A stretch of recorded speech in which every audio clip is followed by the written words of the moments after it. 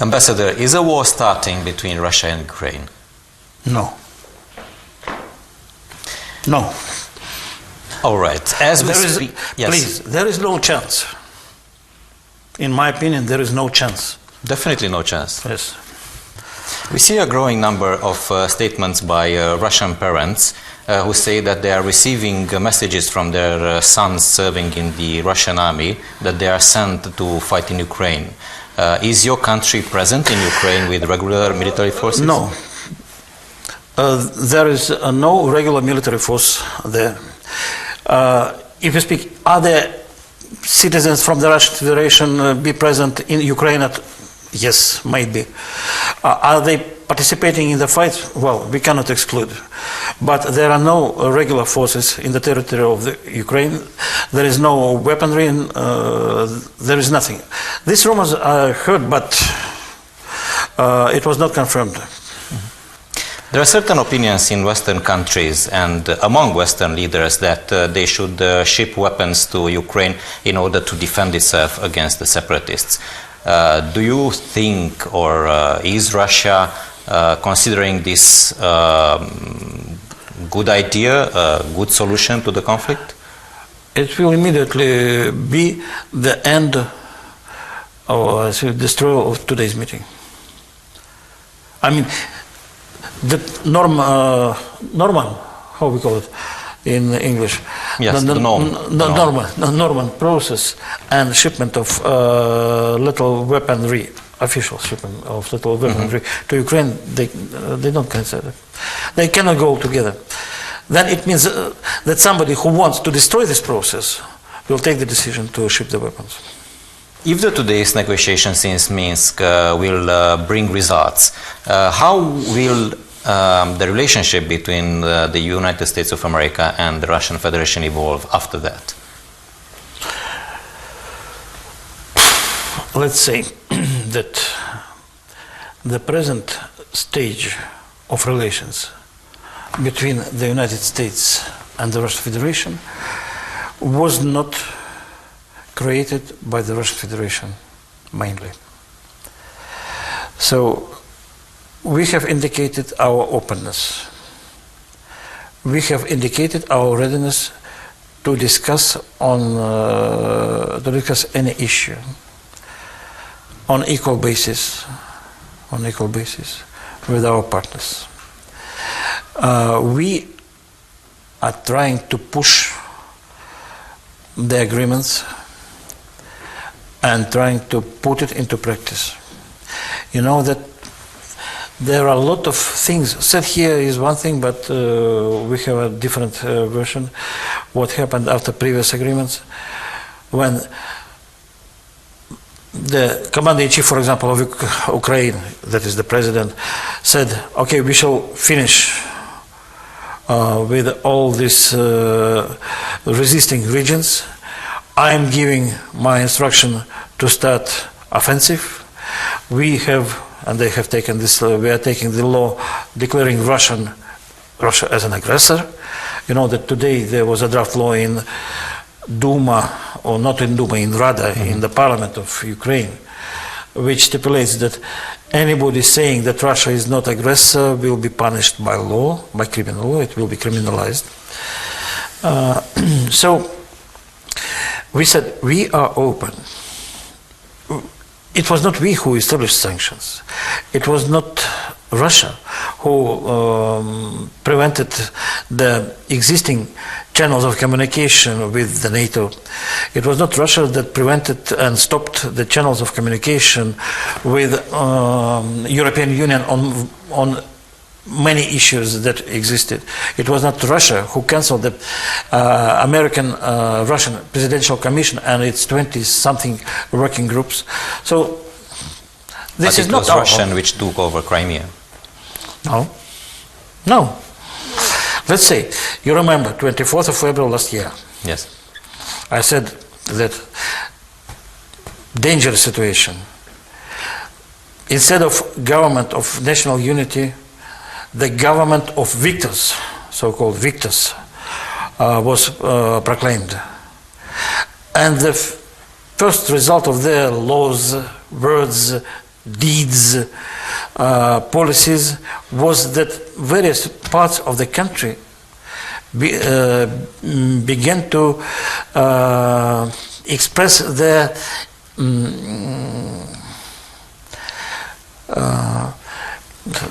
they didn't want to live under these new rules. So a process of disintegration started. And Crimea was the situation very delicate. The people lived with Ukraine for 25 years, independent Ukraine, but they were not satisfied with what was done there. And they decided not to be there. The legitimate bodies of power, the parliament of Crimea, their parliament, which was elected by the Ukrainian laws, the leaders of Crimea, they decided to become an independent state. So they realized their desire to be independent, and then they requested the Russian Federation. And there was a referendum, and there were more than 90% voting for this and that. But yes, after that referendum, the decision was taken by the Russian parliament to take it into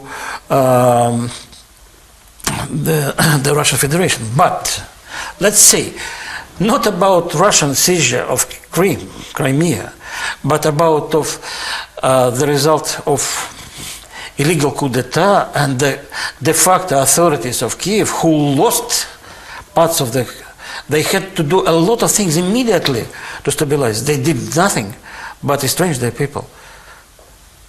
But you could say also that in 1989, when the Romanian people ousted Ceausescu, it was also a coup d'etat. It is the similar situation. Maybe it's up to you to decide. But referring again to Crimea, the Russian authorities and the Russian leaders could have said that we will respect the Budapest Memorandum, in which Russia, in exchange for Ukraine's military weapons, guaranteed the territorial integrity of Ukraine, and they could have said that we will respect this memorandum and we do not want to take Crimea. We could have said this is something theoretical. Yes. It was a real political situation. When the Crimean people said, no, enough, we don't want this illegal power.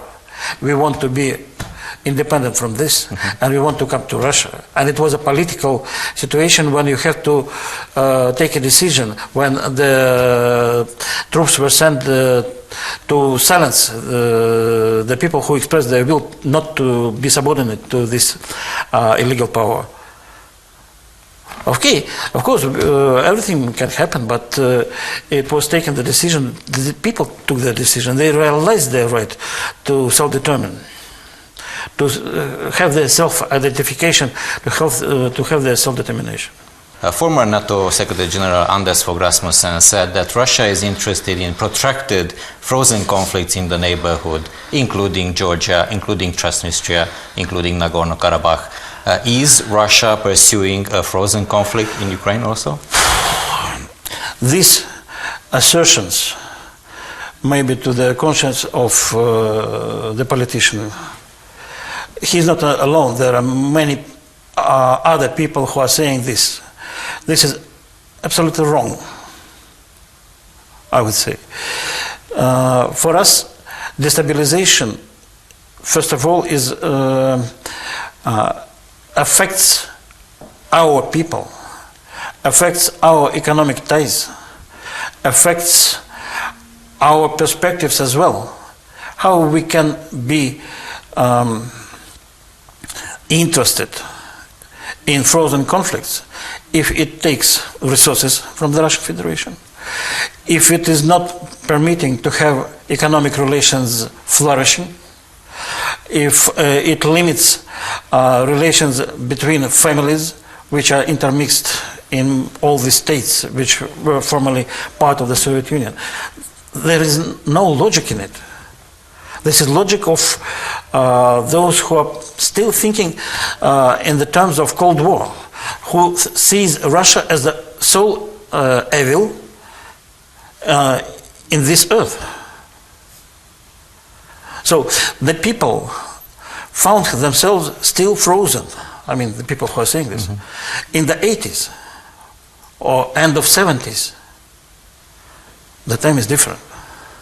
And the world is colorful, multifaceted. All countries have their own interests. They're moving and developing, and this is very simplistic. And I would say this is very partisan, to see that the whole world is being determined by good guys and bad guy that is only Russia. This is not like this. This is not like this. Vladimir Evseyev, the director of the Political Military Center of Moscow, recently declared that should Romania be dragged into a military operation with Russia, Russia would respond by attacking its military fleet of Romania. I see you are smiling. Well, I don't know what will be the question, yes. The question is, can you confirm such plans of Russia of attacking Romania's military fleet? Please. First of all, I'm not going to comment each and every expert, and they're discussing, I don't know what hypothetical scenarios they may be. We have a lot of experts sitting in other countries, on the banks of Potomac or on the Thames River. Please, as I said, we are not thinking at all about the possibility of any conflict with any other country. We have to find, and as soon as possible, sooner the better, the solution to the situations which have detrimental effect on the issues of stability, especially stability in the region. I wouldn't say that we have already the exhaustive program for this, but the only way to find it is to continue the dialogue and to continue the exchange of ideas, positive ideas and words. Have you noticed that in your country many experts are saying that you are now a frontline state? Have you read about it? Yes, of course. What does it mean, frontline state? These structures, which were important to Romania as well, are being implanted in the brains of the population. What does it mean, frontline? It means you are at the front going to war. How shall I react? But moving from one expert to another, using frontline and all these things, this also works for the weakening of the positive, constructive foundations to find solutions to present problems within diplomatic means on the basis of dialogue and compromises. There is also the idea and the opinion of certain analysts that Russia is interested in imposing its influence, I wouldn't say conquer, but impose its influence on the end of Danube, because it is a strategic zone. How do you comment on that?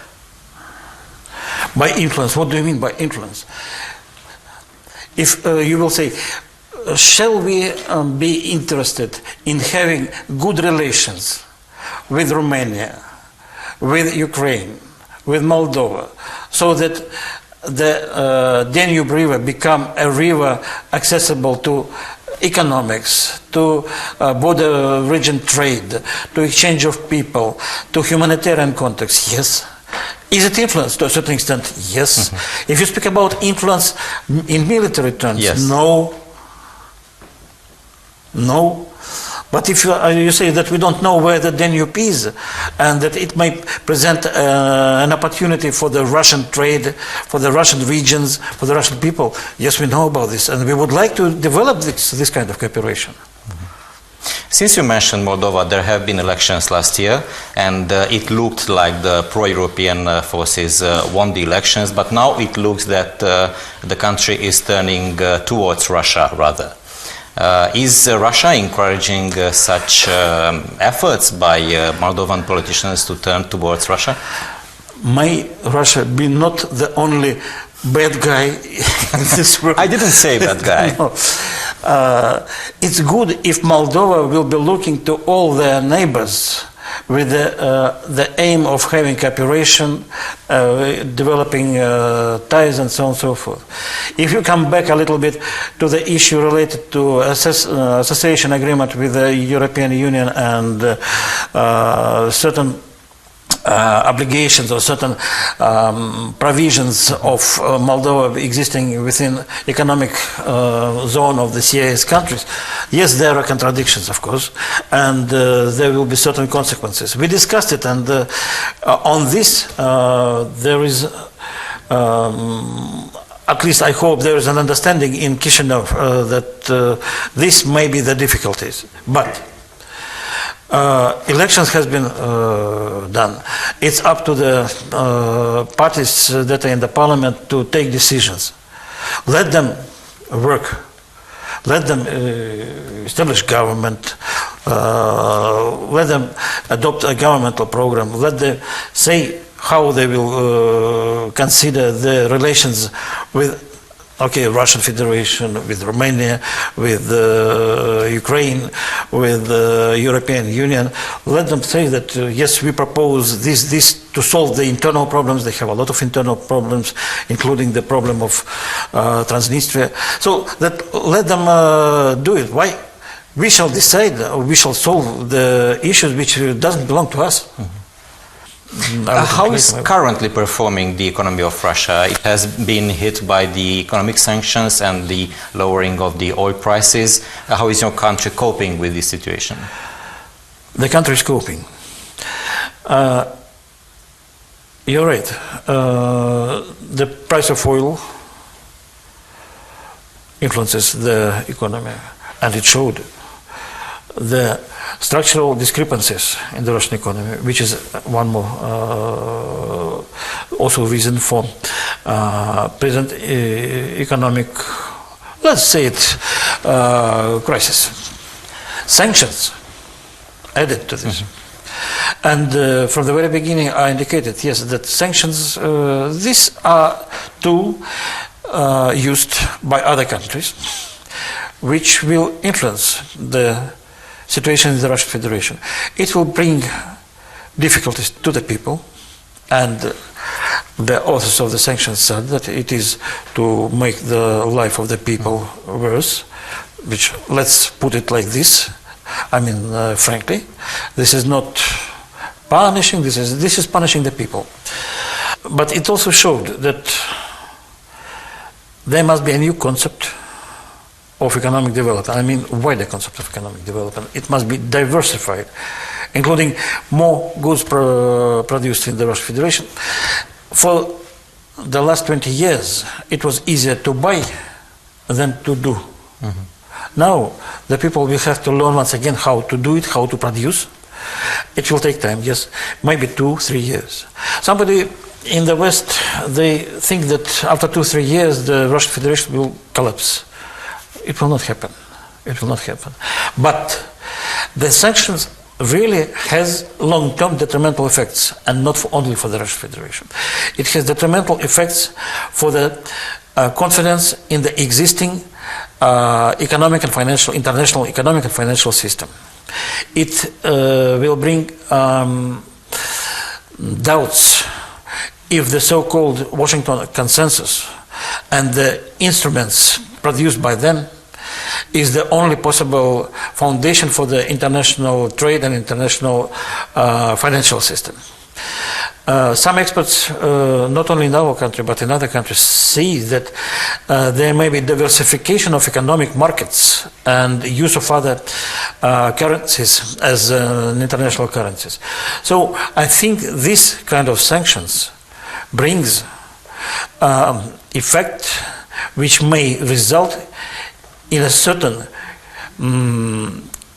crisis. I wouldn't say crisis, I would say negative consequences for the whole existing system, which have to be again, together with the system of security in the future, it has to be discussed and re-established so that we must not become the hostage of a certain decision in one or two capitals. Look what has happened to Cuba. So, 50 years of sanctions, and what? Tell me the result of sanctions. What are the result of sanctions? Well, we can take, for example, Iran, which is also hit by sanctions, and there are negotiations going on. This is the question of interpretation. This is also the question, what will be done, diplomacy or sanctions as an instrument of, I wouldn't say very friendly relations. Sanctions are not serving or are not solving the problems. Sometimes they make the situation even more complicated. And I would not favor to use sanctions as the instrument of foreign policy, or let's say the dominating instrument of the foreign policy. In any case, without discussing, without search for common interests and mutually acceptable solutions, there will be no progress. And the peace will not become safer. Mm-hmm. The peace will not become safer. But do you think that apart from sanctions, is there another way from Western powers to impose their point of view in the negotiations? I don't know what sense or how you define the word impose. For me, I'm not an English speaker. The word impose means twisting the hands and making somebody to accept it willingly or unwillingly. The question of not imposing, the question is that people in Ukraine, in Kiev, in Donetsk, Lugansk, they have to sit down, they have to discuss how they will live together after they stop the fighting.